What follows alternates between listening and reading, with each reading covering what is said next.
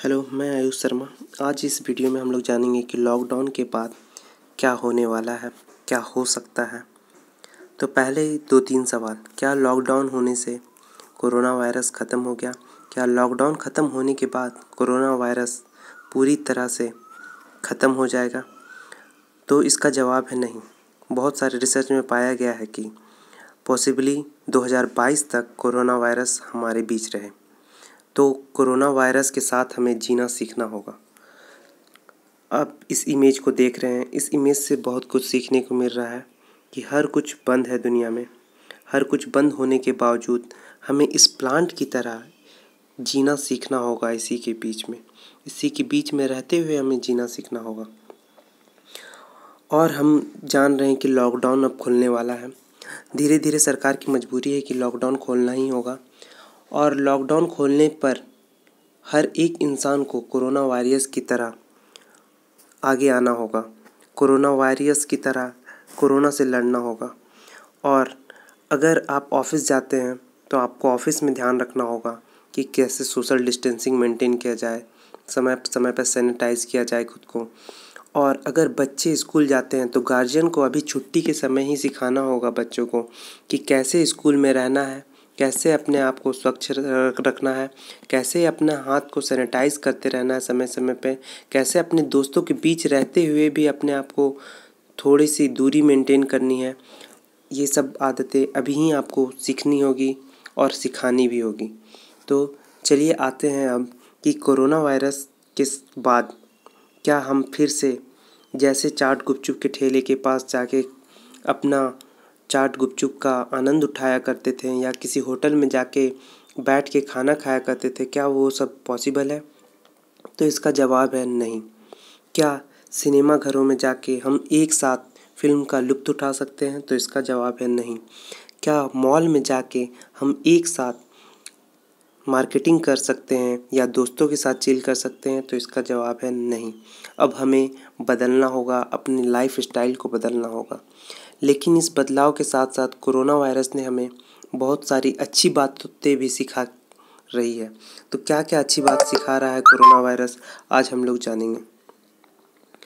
तो कोरोना काल में हमें क्या क्या लेसन सीखने को मिला? तो सबसे पहला लेसन है, बुरी आदतों को छोड़ने का अवसर है। ये टाइम बुरी आदतों को छोड़ने का अवसर है। जैसे पहले इंडिया में तो ज़्यादा होता है कि कहीं भी सार्वजनिक स्थान पे थूकना, छींकना, खांसना, तो ये सब अब दंडनीय अपराध सरकार के द्वारा भी बना दिया गया है।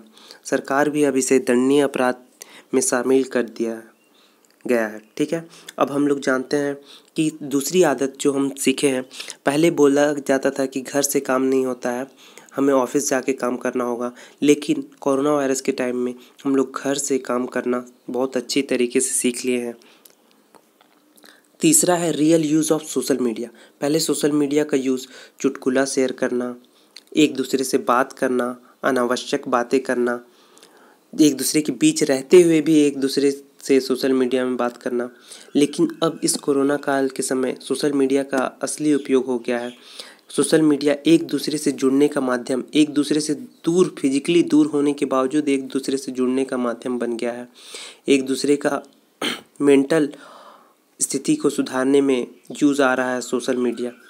ठीक है, और फोर्थ नंबर है कि खुद के लिए समय। लोग को अब ये समझ में आ गया है कि बैंक बैलेंस से ज़्यादा ज़रूरी लोगों का स्वास्थ्य है। खुद को स्वस्थ रखना ज़रूरी है, खुद के लिए समय देना ज़रूरी है, खुद का ध्यान रखना ज़रूरी है। सिक्स्थ और सबसे इम्पॉर्टेंट है कि कोरोना वायरस सिर्फ इंसानों को ही नहीं, बड़ी बड़ी सरकार, बड़ी बड़ी देशों को भी ये शिक्षा दे रहा है कि इस समय सरकार को भी अपने आप को अवलोकन करने की आवश्यकता है और देखना है कि हेल्थ स्ट्रक्चर, जैसे बहुत सारे देश हैं मिलिट्री वेपन्स बना रहे हैं, ठीक है, वेपन्स में ज़्यादा पैसा खर्च कर रहे हैं। लेकिन अब सरकार को एक और इशू आ गया है कि हेल्थ, जिस कंट्री का हेल्थ सबसे अच्छा, हेल्थ का इंफ्रास्ट्रक्चर सबसे अच्छा, वो कंट्री अभी सबसे ऊपर। तो अब आप लोग वेपन्स की जगह पे, सरकार को वेपन्स की जगह पे अपने हेल्थ इंफ्रास्ट्रक्चर को सुधारने में काम करने की आवश्यकता हो गई है। तो आपको क्या लगता है कि आप इस कोरोना काल के समय में क्या सीखें? आपको क्या सिखा रहा है ये कोरोना वायरस? तो आप ये कमेंट बॉक्स पे ज़रूर रिप्लाई करें और अगर नए हैं तो चैनल को सब्सक्राइब ज़रूर कर लें।